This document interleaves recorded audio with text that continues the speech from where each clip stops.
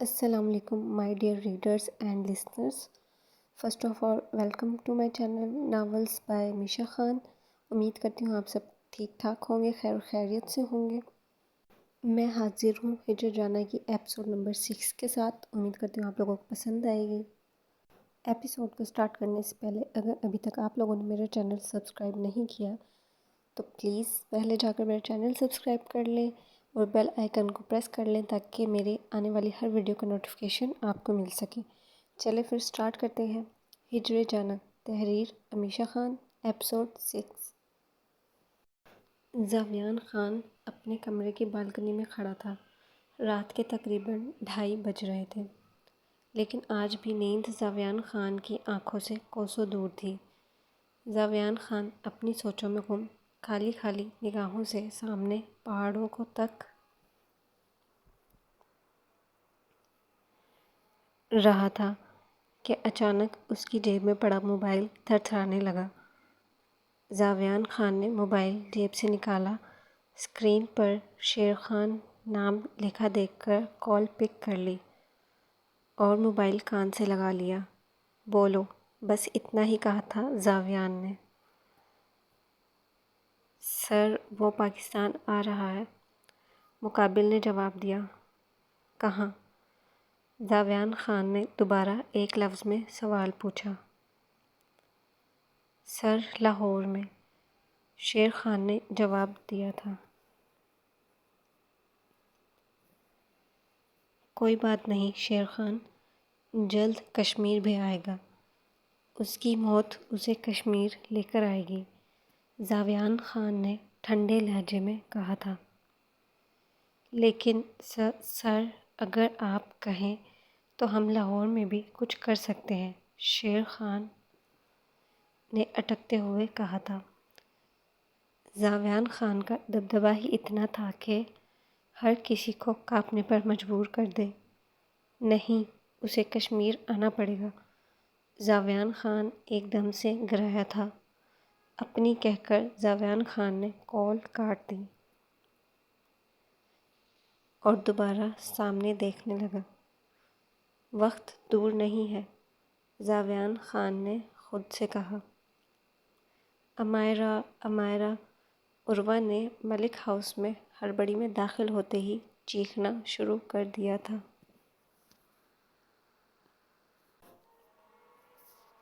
क्या हुआ उर्वा बेटा? फ़िज़ा मलिक ने परेशानी से पूछा था। वो अभी किचन में जा रही थी। उर्वा को देखकर रुक गई। आंटी, अमायरा कहाँ है? उर्वा ने जल्दी से पूछा था।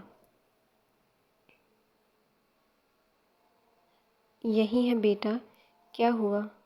तुम परेशान लग रही हो, फ़िज़ा मलिक ने उर्वा का जायज़ा लेते हुए पूछा था। उन्हें वो कुछ परेशान लगी। नहीं आंटी, ऐसी कोई बात नहीं। मुझे अमायरा को कॉलेज के बारे में कुछ इन्फॉर्म करना था, इसलिए। उर्वा ने अपने बालों को कान के पीछे अड़सते हुए इधर उधर देखते कहा था। अच्छा, वो तो अपने बाबा के साथ स्टडी रूम में बैठी है। जाओ जाके मिल लो, फ़िज़ा मलिक ने धीमी आवाज़ में मुस्कुराते हुए कहा था। जी आंटी, उर्वा मुस्कुराते हुए सर हाँ में हिलाती सीढ़ियों की तरफ बढ़ गई। उर्वा स्टडी रूम में दाखिल हुई थी, जहाँ अमायरा हैदर मलिक के साथ बैठी थी। हैदर मलिक के चेहरे पर सख्त परेशानी थी, जबकि अमायरा ने मुंह फुलाया हुआ था। अमायरा, उर्वा ने उसे अपनी तरफ मुतवज्जा किया था। उर्वा, तुम इस वक्त खैर तो है? अमायरा ने परेशानी से पूछा, क्योंकि तकरीबन शाम के 8 बज रहे थे और वो दोनों अपने घरों से 6 बजे के बाद नहीं निकलती थी, चाहे एक दूसरे से ही क्यों न मिलना हो।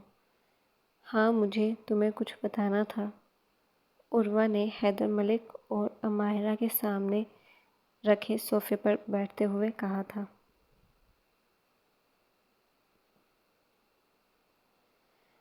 بات میں بات کریں گے عروہ، ابھی مجھے سخت ناراضگی دکھانی ہے کسی کو، عمائرہ نے منہ پھلاتے ہوئے کہا تھا۔ اس کا انداز کسی کو سنانے والا تھا۔ ہے ناراضگی دکھانی ہے؟ کس کو؟ عروہ نے حیرانگی سے پوچھا تھا۔ اسے کچھ سمجھ نہیں آئی تھی۔ کچھ لوگوں کو جو مجھ سے بالکل بھی پیار نہیں کرتے، عمائرہ نے نروٹھے پن سے کہا تھا۔ لوگ پیار تو بہت کرتے ہیں، لیکن پھر دوسرے لوگ ضد بھی تو ایسی کرتے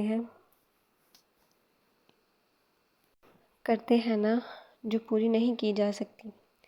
حیدر ملک نے عمائرہ کے انداز پر مسکراتے ہوئے کہا تھا۔ ایسی کوئی ضد نہیں ہوتی جو پوری نہ کی جا سکے مسٹر ملک، عمائرہ نے جتاتے ہوئے کہا تھا۔ عروہ نے پہلے عمائرہ کو دیکھا اور پھر حیدر ملک کو دیکھا۔ اب وہ سمجھ گئی تھی، یقیناً کسی بات پر عمائرہ حیدر ملک سے ناراض تھی۔ فضا ملک بھی اسٹڈی روم میں ہی آ گئی تھی۔ کھانا لگ گیا ہے، آ جائیں، سب کھانا کھا لیں۔ باتیں بعد میں کریں گے، اور عروہ بیٹا تم بھی آ جاؤ، فضا ملک نے نرمی سے کہا تھا۔ آنٹی یہاں پر جنگ چل رہی ہے اور آپ کو کھانے کی پڑی ہے، عروہ نے ہاتھ اٹھاتے ہوئے کہا تھا۔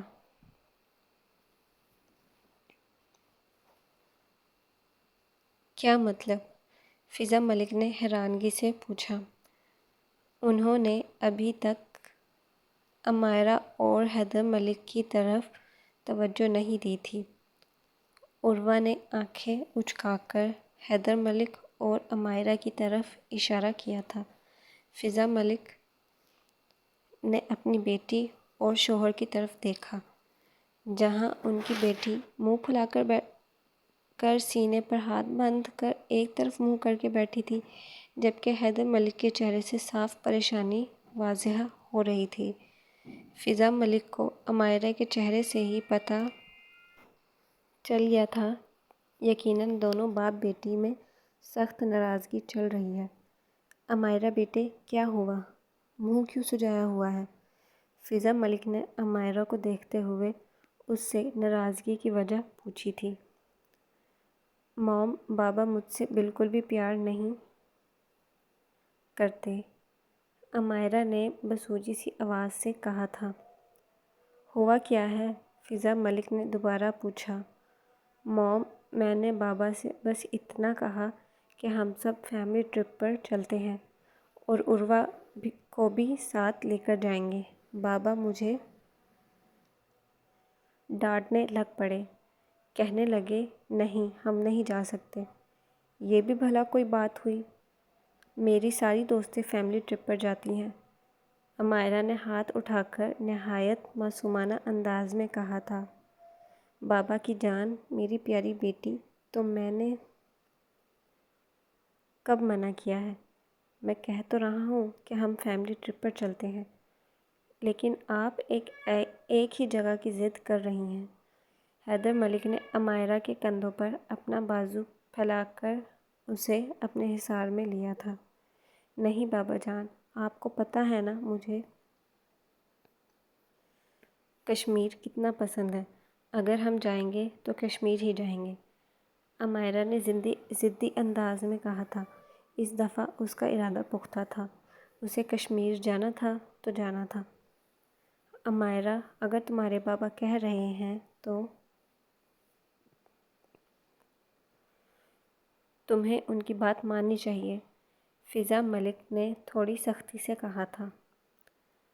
آپ لوگ مجھ سے پیار ہی نہیں کرتے، میر کو بھی تو نہیں روکتے، وہ اتنی دفعہ کشمیر جا چکا ہے، بس مجھے ہی نہیں جانے دیتے، حالانکہ آپ لوگوں کو پتہ بھی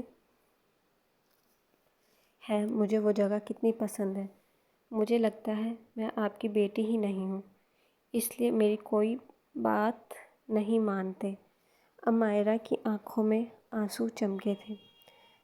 عمائرہ کی بات سن کر حیدر ملک اور فضا ملک کے چہروں پر سایہ سا لہرایا تھا۔ عمائرہ، فضا ملک نے اسے کافی سختی سے ٹوکا تھا، جبکہ حیدر ملک اپنی جگہ پر جیسے پتھر ہی بن گئے تھے۔ ان کو اپنا وجود کسی کھائی میں جاتا ہوا محسوس ہو رہا تھا۔ معاملے کو سیریس ہوتا دیکھ عروہ کے چہرے پر بھی پریشانی کے تاثرات چھائے تھے۔ فضا ملک کے ٹوکنے پر امائرہ کو اپنے الفاظوں کا احساس ہوا تھا۔ اس نے فوراً مڑ کر اپنے بابا کے چہرے کی طرف دیکھا۔ حیدر ملک امائرہ سے بہت محبت کرتے تھے۔ وہ کسی کے منہ سے یہ الفاظ برداشت نہیں کرتے تھے کہ امائرہ ان کی بیٹی نہیں، چاہے پھر وہ مذاق میں ہی کیوں نہ ہو۔ حالانکہ شاہ میر کے ساتھ وہ اتنے پوسیسو نہیں تھے۔ کبھی کبھی امائرہ کے ساتھ ٹیم بنا کر شاہ میر کو چھیڑنے کے لیے وہ کہہ دیتے تھے کہ انہوں نے شاہ میر کو کچرے کے ڈبے سے اٹھایا تھا، لیکن اگر یہی بات امائرہ پر آئے تو وہ یہ الفاظ دل پر لے لیتے تھے۔ سوری بابا، امائرہ نے ڈرتے ہوئے کہا۔ اسے ڈر تھا کہیں حیدر ملک یہ بات دل پر لے کر طبیعت خراب نہ کر لیں۔ حیدر ملک بلڈ پریشر کے مریض تھے۔ حیدر ملک امائرہ کے پاس سے اٹھ گئے اور چپ کر کے اپنے کمرے کی طرف چلے گئے۔ امائرہ کتنی دفعہ کہا ہے، اپنے بابا کو ایسے نہ کہا کرو، انہیں برا لگ جاتا ہے۔ اب ہو گئے نہ ناراض، انہوں نے کھانا بھی نہیں کھایا، فضا ملک نے اسے ڈانٹا تھا۔ فضا ملک کی ڈانٹ سننے کے بعد امائرہ کے لیے اپنے آنسو کنٹرول کرنا مشکل ہو گیا تھا۔ فضا ملک 2 منٹ تک اس کا چہرہ دیکھتی رہی، پھر چل کر اس کے پاس بیٹھی اور اسے گلے سے لگا لیا۔ فضا ملک کے گلے لگاتے ہی امائرہ رونے لگ پڑی۔ سوری موم، میں نے غصے میں کہہ دیا، میرا وہ مطلب نہیں تھا۔ امائرہ نے وضاحت دینا ضروری سمجھا تھا۔ کوئی بات نہیں جان، تمہارے بابا تم سے بہت پیار کرتے ہیں، جلدی ہی مان جائیں گے، جاؤ جا کر انہیں منا لو۔ فضا ملک نے اس کے آنسو صاف کرتے ہوئے نرمی سے کہا تھا۔ موم، بابا مجھے کشمیر کیوں نہیں جانے دیتے؟ امائرہ نے اپنی ماں کے چہرے کو دیکھتے ہوئے اداسی سے پوچھا تھا۔ کچھ چیزیں ضروری ہوتی ہیں امائرہ، تمہارے بابا تم سے بہت محبت کرتے ہیں، اور تمہیں پتہ ہے کشمیر کتنا خطرناک ہے، وہ بس ڈرتے ہیں۔ فضا ملک نے اسے پیار سے سمجھایا تھا۔ میں بچی تو نہیں ہوں، امائرہ نے بسولی سی شکل بنا کر کہا تھا۔ امائرہ کے انداز پر فضا ملک مسکرانے لگی۔ جی میری بیٹی بہت بڑی ہو گئی ہے، اب جاؤ جا کر پہلے اپنے بابا کو مناؤ، پھر ساتھ مل کر کھانا کھائیں گے۔ فضا ملک نے اس کے بال سنوارتے ہوئے کہا تھا۔ آپ کھانا لگائیں، میں مسٹر ملک کو ابھی لے کر آتی ہوں۔ میں دیکھتی ہوں کیسے وہ کھانا نہیں کھاتے۔ امائرہ بھی مسکراتے ہوئے اٹھی اور دروازے کی طرف چل پڑی۔ امائرہ کے باہر جانے کے بعد فضا ملک مسکرانے لگی۔ آؤ بیٹا عروہ، ہم چل کر ڈائننگ ٹیبل پر کھانا لگاتے ہیں۔ ان دونوں باپ بیٹی کا تو یہ روز کا کام ہے، یہ دونوں ایک دوسرے سے زیادہ دیر تک ناراض نہیں رہ سکتے۔ دیکھنا تھوڑی دیر بعد دونوں ہنستے ہوئے ڈائننگ ٹیبل پر آ جائیں گے۔ فضا ملک نے عروہ کو اپنے ساتھ لگایا تھا۔ عروہ نے فضا ملک کے ساتھ لگ کر اپنی آنکھیں موندھی تھیں۔ اس کا دل عجیب سا ہو رہا تھا۔ امائرہ نے تھوڑا سا دروازہ کھول کر اندر جھانکا تھا۔ حیدر ملک بیڈ پر بیٹھے تھے۔ ان کے ایک ہاتھ میں سگریٹ تھی، جبکہ چہرے پر سخت پریشانی کے تاثرات تھے۔ امائرہ نے ان کو سگریٹ نوشی کرتے دیکھ تعصب سے سر جھٹکا تھا اور اندر داخل ہو گئی۔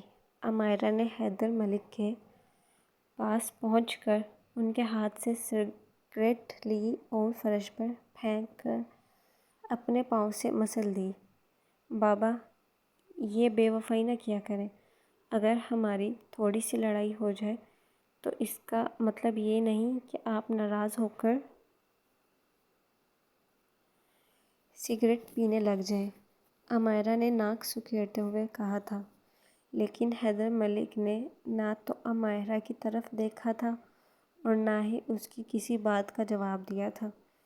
عمائرہ بیڈ پر حیدر ملک کے برابر بیٹھ گئی اور ان کے کندھے پر سر ٹیک دیا۔ "آئی ایم سوری بابا، آئی ایم ریئلی سوری۔ میں دوبارہ ایسا نہیں کہوں گی۔ میں بس غصے میں تھی اور جذباتی پن میں کہہ گئی۔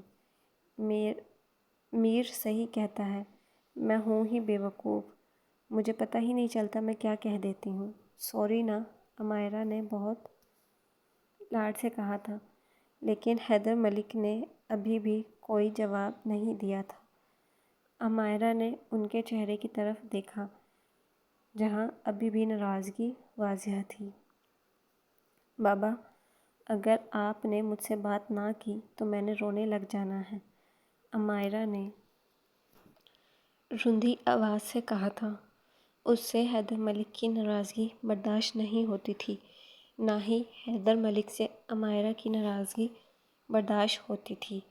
عمائرہ کی دھمکی پر حیدر ملک نے اس کی طرف دیکھا تھا اور اسے اپنے ساتھ لگا لیا۔ "میری بیٹی بہت بہادر ہے، ایسے ہی نہیں روتی"، حیدر ملک نے عمائرہ کے بالوں کو چومتے ہوئے کہا تھا۔ ان کا لہجہ فخریہ تھا۔ "آئی ایم سوری بابا"، عمائرہ نے ایک دفعہ دوبارہ معافی مانگی تھی۔ "نہیں بیٹے، آپ مجھے سوری کہتی ہوئی اچھی نہیں لگتی، آپ تو میری جان ہو"، حیدر ملک نے عمائرہ کے ماتھے پر بوسہ دیا تھا۔ "ایک بات ہمیشہ یاد رکھنا عمائرہ، آپ عمائرہ حیدر ملک ہو، میری بیٹی ہو۔ دنیا چاہے ادھر کی ادھر ہو جائے، یہ حقیقت نہیں بدل سکتی کہ آپ میری بیٹی ہو اور مجھے میری جان سے زیادہ عزیز ہو"، حیدر ملک نے بہت پیار سے اسے سمجھایا تھا۔ "جی بالکل، اور آپ میرے ورلڈ کے بیسٹ اور سب سے زیادہ ہینڈسم والے بابا ہیں"، عمائرہ نے ان کے گال کو پیار سے چوما تھا۔ عمائرہ کے انداز پر حیدر ملک ہنسنے لگے۔ "چلو باہر چلیں، ورنہ اگر آپ کی موم اندر آ گئی تو ہم دونوں کی اچھی خاصی کلاس لگ جانی ہے"، حیدر ملک نے ہنستے ہوئے کہا تھا اور عمائرہ کو اپنے حصار میں لیے ہی باہر کی طرف چل دیے تھے۔ عروہ اور فضا ملک ڈائننگ ٹیبل پر بیٹھی ان دونوں کا ہی ویٹ کر رہی تھیں۔ تھوڑی دیر بعد وہ دونوں ہنستے مسکراتے ہوئے کمرے سے باہر نکلے تھے۔ عروہ نے خالی خالی نگاہوں سے حیدر ملک اور عمائرہ کو دیکھا جو ایک دوسرے سے کچھ کہتے ہوئے ہنس رہے تھے۔ عروہ کی آنکھوں میں حسرت تھی، لیکن اگلے ہی پل وہ اپنی سوچوں کو جھٹک کر مسکرانے لگی اور دل سے دعا دی کہ اس کی دوست ہمیشہ ایسے ہی خوش رہے۔ ان چاروں نے خوشگوار ماحول میں کھانا کھایا تھا۔ شاہ میر ابھی تک گھر نہیں آیا تھا۔ کھانا کھانے کے بعد عروہ اور عمائرہ کے روم میں چلی گئیں، جبکہ فضا ملک اور حیدر ملک ابھی بھی ڈائننگ ٹیبل پر بیٹھے تھے۔ فضا ملک نے حیدر ملک کے ہاتھ پر اپنا ہاتھ رکھا تھا۔ "مجھے لگتا ہے ہمیں عمائرہ کو سچ بتا دینا چاہیے"، فضا ملک نے بہت ہمت کرتے کہا تھا۔ حیدر ملک نے اچانک فضا ملک کا ہاتھ جھٹکا۔ "کیا ہو گیا ہے بیگم، کیسی باتیں کر رہی ہیں، ایسا نہیں ہو سکتا"، حیدر ملک کا لہجہ سخت تھا۔ "سچائی کبھی نہیں چھپتی حیدر، کسی نہ کسی دن امائرا کو سچ پتہ چلنا ہے۔ اگر اسے سچ کسی اور ذریعے سے پتہ چلا تو کیا وضاحتیں دیں گے امائرا کو؟ تھوڑی سی ہمت کریں، وہ ہماری بیٹی ہے، اسے سچ جاننے کا پورا حق ہے۔ اب کہہ دیجیے گا، ہماری مجبوری تھی۔ فضا ملک کا لہجہ التجائی تھا۔ فضا، اپنوں کے لیے قربانیاں دی جاتی ہیں، مجبوریاں نہیں گنوائی جاتی۔ حیدر ملک کا لہجہ اٹل تھا۔ اپنوں سے سچائی بھی نہیں چھپائی جاتی حیدر۔ فضا نے ایک اور کوشش کی تھی۔ اگر ایک سچائی چھپانے سے میری بیٹی کی زندگی آباد رہے اور کسی کی جان بچ سکتی ہے تو میں ایسی 1000 سچائیاں چھپا سکتا ہوں۔ اب اس موضوع پر اور کوئی بات نہیں ہوگی۔ حیدر ملک کا لہجہ حکمیہ تھا۔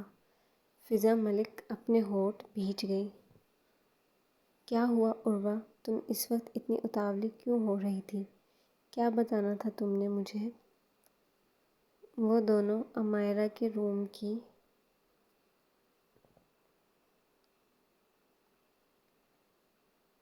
بالکنی میں بیٹھی تھی۔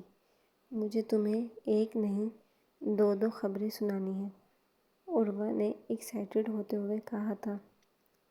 اچھا، وہ کیا؟ امائرا نے تجسس سے پوچھا تھا۔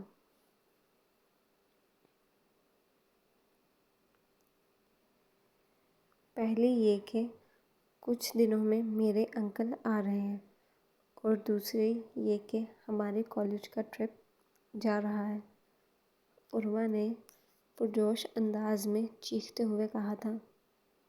ہے؟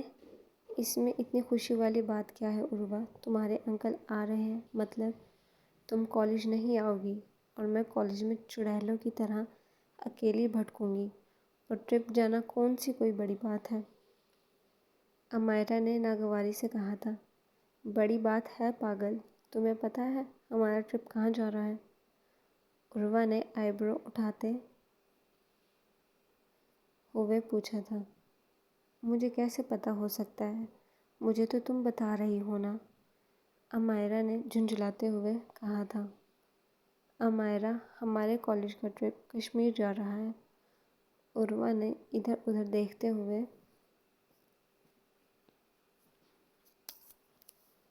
رازداری سے کہا تھا، کہیں کوئی ان کی باتیں سن ہی نہ لے۔ کیا؟ اس دفعہ امائرا کی آنکھیں حیرانگی سے پھٹی تھیں۔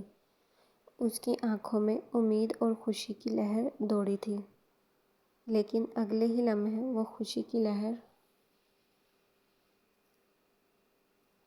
مدھم پڑ گئی۔ عروہ، تم نے ابھی تو دیکھا بابا کا کتنا ہارش ری ایکشن تھا۔ وہ مجھے کبھی بھی اجازت نہیں دیں گے، امائرا نے مایوسی سے کہا تھا۔ میرے پاس ایک آئیڈیا ہے، عروہ نے چٹکی بجا کر کہا تھا۔ عروہ، تمہارے آئیڈیاز تمہارے جیسے ہی ہوتے ہیں، امائرا بڑبڑائی تھی۔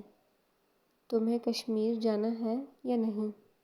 عروہ نے دونوں ہاتھ کمر پر رکھ کر لڑاکا انداز میں پوچھا تھا۔ امائرا نے آنکھیں ٹپٹپا کر معصومیت سے سر ہاں میں ہلا دیا۔ تو سنو، پھر ہم انکل کو یہ نہیں بتائیں گے کہ ہمارا ٹرپ کہاں جا رہا ہے، ہم انکل سے کسی اور جگہ کا کہہ دیں گے۔ عروہ نے اپنے نیک ارادوں سے امائرا کو آگاہ کیا تھا۔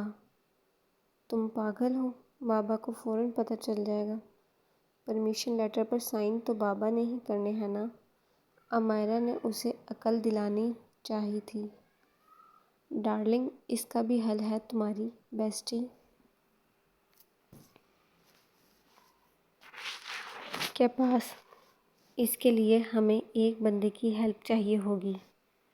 عروہ پوری تیاری سے آئی تھی، اس نے پہلے ہی ہر مسئلے کا حل سوچ لیا تھا۔ کس کی؟ امائرا نے تجسس سے پوچھا۔ شاہ میر ملک کی، عروہ نے اسے رازداری انداز میں بتایا تھا۔ میر ہماری ہیلپ کر ہی نہ دے۔ امائرا کی ساری امیدیں شاہ میر کا نام سنتے ہی پھر سے ٹوٹ گئی تھی اور وہ مایوسی سے پٹر پٹر کر رہی تھی کہ عروہ نے اسے ٹوکا۔ شاہ میر کو بھی دیکھ لیں گے، پہلے تم تو مانو، عروہ نے بیزاریت سے کہا۔ اگر شاہ میر مان گیا تو میں کشمیر جاؤں گی؟ سچی؟ مجھے تو یقین نہیں ہو رہا۔ امائرا ایک منٹ کے لیے سارے برے خیالات جھٹک کر خوشی سے پوچھنے لگی، جب میری جیسی دوست تمہارے پاس ہے تو اس میں یقین نہ کرنے والی کون سی بات ہے؟ عروہ نے ایک ادا سے کہا تھا۔ آہ! امائرا نے خوشی سے چیختے ہوئے عروہ کو گلے لگا لیا۔ ان دونوں کے گھر بالکل ساتھ تھے، وہ دونوں بچپن کی دوستیں کم بہنیں زیادہ تھیں۔ عروہ کے والدین نہیں تھے، وہ اپنی دادوں کے ساتھ رہتی تھی۔ بچپن سے ہی حیدر اور فضا نے عروہ کو کبھی بھی اکیلا محسوس نہیں ہونے دیا تھا۔ انہوں نے پوری کوشش کی تھی کہ اسے والدین کی کمی محسوس نہ ہونے دیں، لیکن والدین ایسی چیز ہوتی ہے جس کی جگہ کوئی نہیں لے سکتا۔ کہیں نہ کہیں عروہ اپنی زندگی میں اپنے والدین کی کمی محسوس کرتی تھی۔ عروہ بھی ملک فیملی کا ایک حصہ تھی۔ ہائے اللہ! عروہ، میں کشمیر جاؤں گی؟ مجھے تو یقین نہیں ہو رہا۔ میں وہاں کی ساری جگہیں گھوموں گی۔ امائرا کے انداز پر عروہ مسکرانے لگی۔ اب امائرا کہے جا رہی تھی اور عروہ بس مسکراتے ہوئے اسے سن رہی تھی۔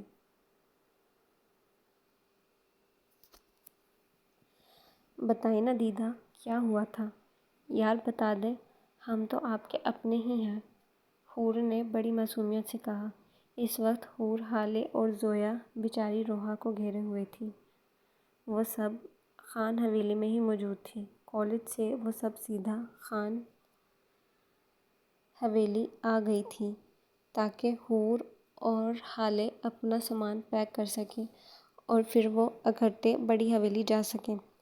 زعیم خان نے رحیم خان کو ان کے جانے کے لیے رضامند کر لیا تھا، جس پر وہ تینوں اب روحا کو گھیرے ہوئے تھیں۔ روحا ان تینوں کے بیچ بیٹھی لال پری بنی ہوئی تھی۔ اس نے یہاں سے اٹھ کر جانے کی کوشش کی تھی، لیکن ان تینوں نے اسے پھر سے دبوچ لیا تھا۔ روحا، تم 1 گھنٹے بعد آئی تھی، تمہیں پتہ ہے 1 گھنٹے میں 60 منٹ ہوتے ہیں۔ 60 منٹ میں تو کیا سے کیا ہو جاتا ہے۔ ہم غریبوں کو کچھ بتا ہی دو یار، کیا ہو گیا ہے؟ زویا نے بے باکی سے کہا تھا۔ زعیم خان نے صبح روحا کو پورے 1 گھنٹے بعد چھوڑا تھا، جس پر اب وہ تینوں چڑیلیں اس بیچاری کا ریکارڈ لگا رہی تھیں۔ تم لوگوں نے کہا تھا تم لوگ مجھے تنگ نہیں کرو گی۔ روحا نے انہیں روحانسی آواز میں ان کا کہا یاد دلایا تھا۔ دیدا، ہم تنگ کہاں کر رہے ہیں؟ ہم کہاں آپ سے کچھ کہہ رہے ہیں؟ ہم تو بس پوچھنا چاہ رہے ہیں کہ آپ اتنا لیٹ کیوں آئی تھیں؟ ہالے نے آنکھیں ٹپٹپاتے ہوئے مصنوعی معصومیت سے کہا تھا۔ میں نے تم تینوں کا سر پھاڑ دینا ہے۔ چڑیلوں، تم لوگوں نے کہا تھا مجھے تنگ نہیں کرو گی، خود مجھے بلی کا بکرا بنا کر بھیجا تھا اور اب چسکے لینے کے لیے مجھے گھیرے بیٹھی ہو۔ روحا نے جھنجھلاتے ہوئے غصے سے کہا تھا۔ اس کے بلی کا بکرا کہنے پر ان تینوں کا قہقہ بے ساختہ تھا۔ بھیجا بھی تو آپ کے ہی شوہر کے پاس تھا، کون سا باہر کسائی کے پاس بھیجا تھا؟ حور نے ہنستے ہوئے کہا تھا۔ ہوں، وہ کون سا کسائی سے کم ہے، اب تو کاٹنے بھی لگ پڑے ہیں۔ روحا نے دل میں سوچا تھا۔ حور، تم مجھ سے مار کھاؤ گی۔ روحا نے خفگی سے کہا تھا۔ اچھا چلے، کیا یاد کریں گی؟ نہیں پوچھتی۔ حور نے روحا کے گلے میں باہیں ڈالی تھیں۔ روحا نے منہ پھلایا تھا۔ اتنا تنگ کرنے کے بعد اب میڈم کہہ رہی ہیں چلے نہیں پوچھتی۔ زویا بیٹا، باہر شاہیان آیا ہے۔ وہ ابھی باتوں میں مصروف تھی کہ امینہ بیگم نے انہیں آ کر شاہیان خان کی آمد کے بارے میں بتایا تھا۔ ہمدان خان انہیں کالج سے خان حویلی ڈراپ کرنے کے بعد کسی کام کے سلسلے میں باہر چلا گیا تھا، اس لیے اب شاہیان خان انہیں لینے آیا تھا۔ تم لوگوں نے اپنا سامان پیک کر لیا؟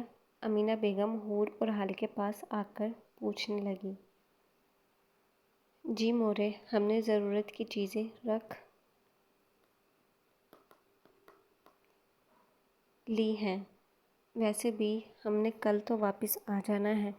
ہم کون سا اتنے دنوں کے لیے جا رہے ہیں؟ حالے نے اپنی ماں کے گلے لگتے ہوئے کہا تھا۔ میرے لیے تو یہ ایک رات ہی بہت بڑی ہے میری بیٹی کے بغیر۔ امینہ بیگم نے پیار سے حالے کا ماتھا چوما تھا۔ چچی جان، میں بھی۔ حور نے سینے پر ہاتھ باندھ کر منہ پھلا کر اپنی موجودگی کا احساس دلایا تھا۔ جی جی میری جان، آپ کے بغیر بھی۔ امینہ بیگم نے اپنی باہیں پھیلا کر اسے اپنے قریب بلایا تھا۔ حور مسکراتے ہوئے ان کے گلے جا لگی۔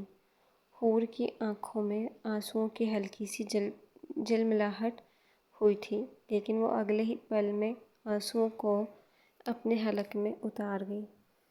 چلو جاؤ، شاباش، نیچے شاہیان بیٹا تم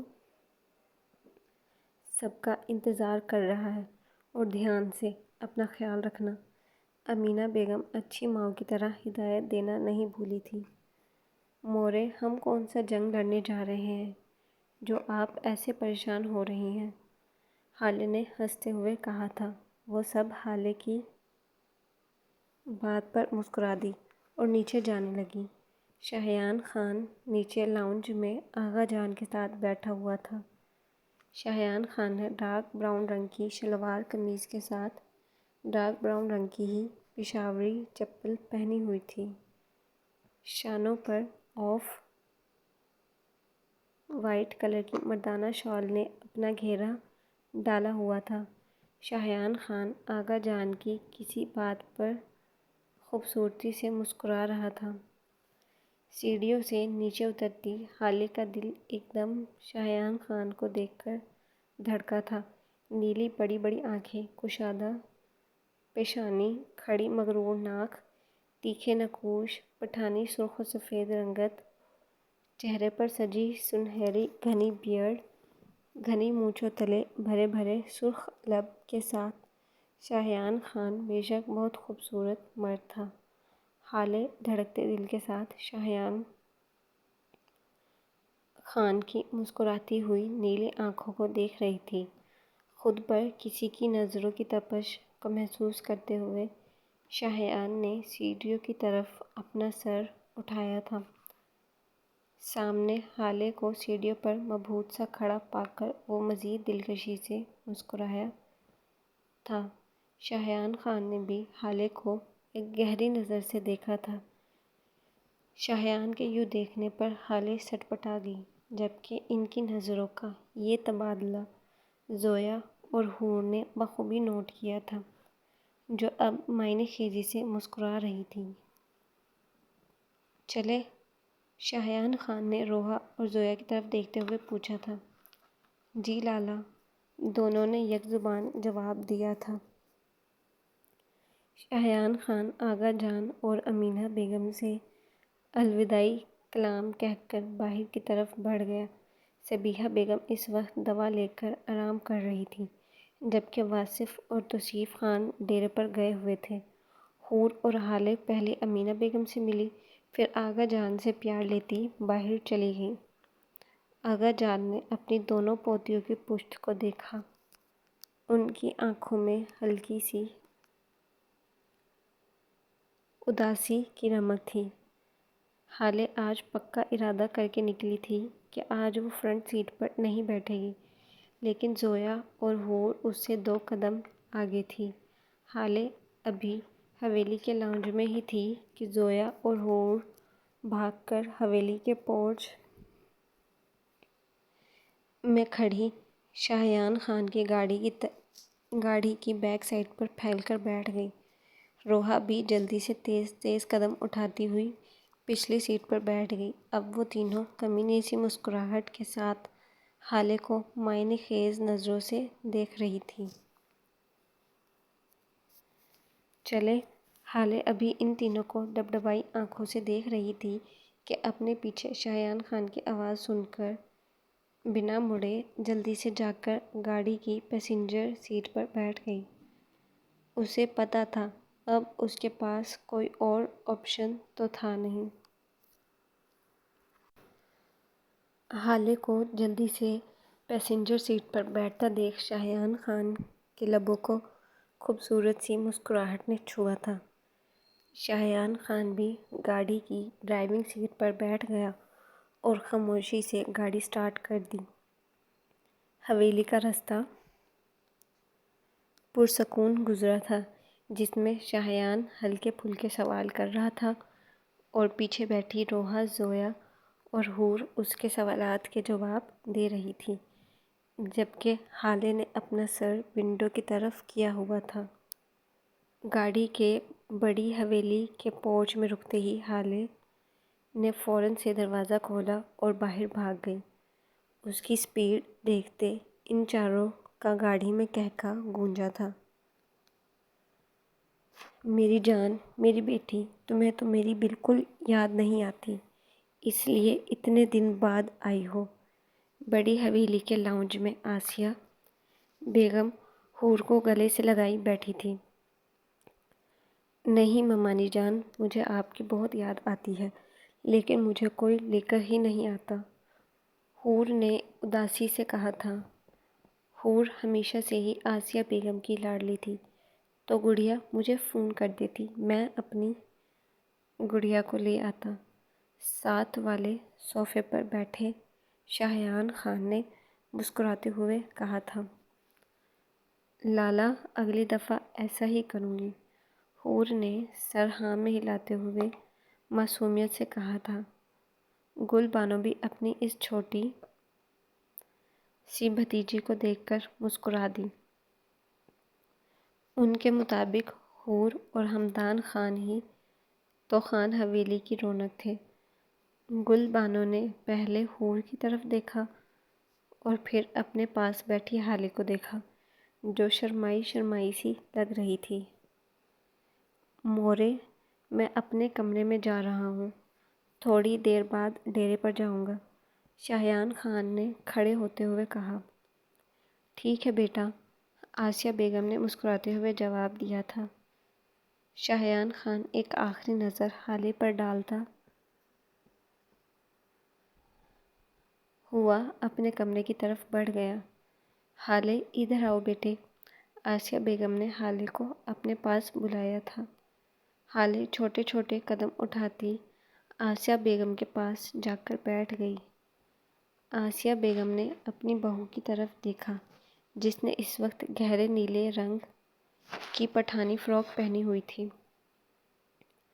یہ رنگ اس پر کافی جچ رہا تھا اور اس کی سیاہ گہری آنکھوں کو مزید دلکش بنا رہا تھا۔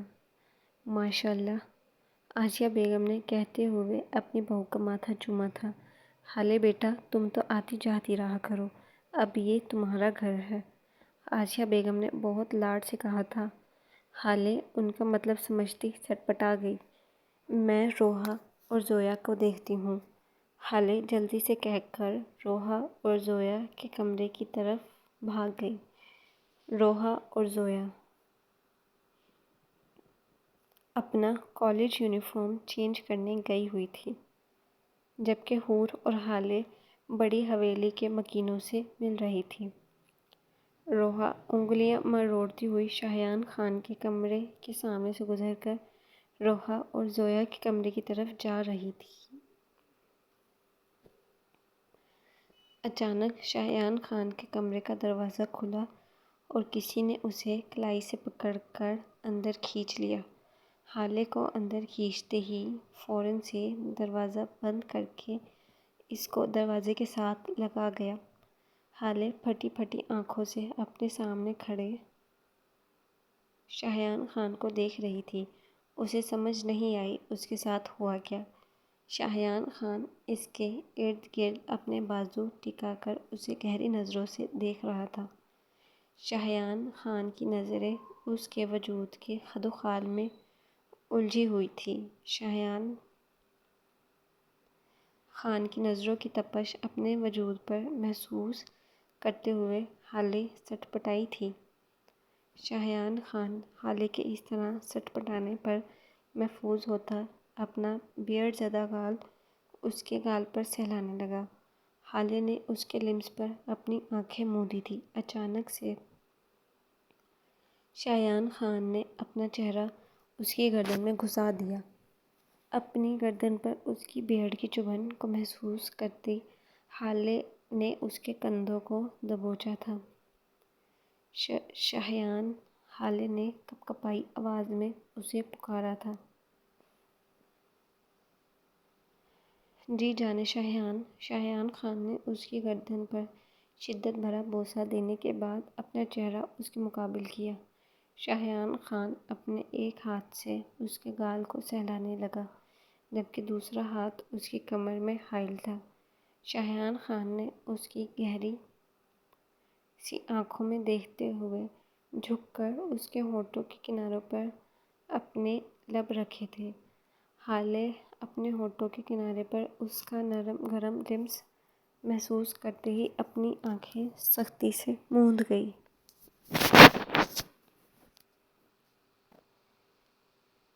شاہیان خان نے کبھی اس کے ہونٹوں پر اپنا لمس نہیں چھوڑا تھا۔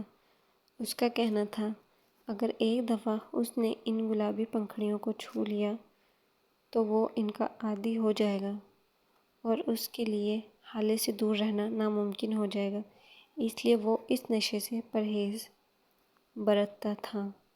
شاہیان خان نے تھوڑا سا سر پیچھے کر کے ہالے کو دیکھا جو آنکھیں موندے اس کے شانوں کو جکڑے کھڑی تھی۔ شاہیان مبتسم سا مسکرایا اور جھک کر اس کی آنکھوں پر لب رکھنے کے بعد دوبارہ اس کی گردن میں جھک گیا۔ شاہیان خان نے اس کی گردن میں اپنے دانت گاڑے تھے۔ شاہیان اپنی گردن میں اس کے دانتوں کا لمس محسوس کرتی ہالے نے سسکی بھری تھی۔ ہالے کے اس طرح سسکنے پر شاہیان خان مزید مدہوش ہوا تھا اور ایک دم سے ہالے کے بالوں کو اپنی مٹھی میں بھرتے ہوئے اس کی گردن کو جھٹکا دیا۔ اب شاہیان خان کی نظروں کے سامنے اس کی شفاف گردن واضح تھی۔ وہ جھکا اور اس کی شاہ رگ پر اپنے ہونٹ رکھنے کے بعد شدت سے اس کی دھڑکنوں کے مقام پر اپنے لب رکھ گیا۔ شاہیان خان کے لمس پر ہالے کی ریڑھ کی ہڈی میں سنسناہٹ دوڑی تھی۔ اس نے شاہیان خان کو شانوں سے پکڑ کر دور کرنے کی کوشش کی تھی۔ شاہیان خان اسے کمر سے پکڑ کر مزید قریب کر لیا اور قمیض کے اوپر سے ہی اس کی دھڑکنوں کو بے رحمی سے چھونے لگا۔ ہالے کے لیے شاہیان خان کا لمس برداشت کرنا مشکل ہو رہا تھا۔ شاہیان کوئی آ جائے گا۔ ہالے نے ایک کمزور سی کوشش کی تھی۔ شاہیان خان نے اس کے کندھے سے اس کی قمیض کھسکانی چاہی لیکن اچانک ہالے نے اس کا ہاتھ جھٹک دیا۔ شاہیان اس کے ہاتھ جھٹکنے پر اسے گھور کر رہ گیا۔ ہالے ایک پر اعتماد لڑکی تھی لیکن اس وقت اسے فطری شرم و حیا نے آ گھیرا تھا۔ شاہیان خان کی آنکھوں میں خمار کی جگہ اب غصے کی لہر دوڑی تھی۔ تم نے میرا ہاتھ کیوں جھٹکا؟ شاہیان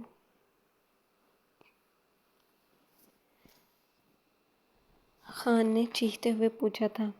شاہیان خان کے غصے سے حالے نے سہم کر آنکھیں بند کر لیں۔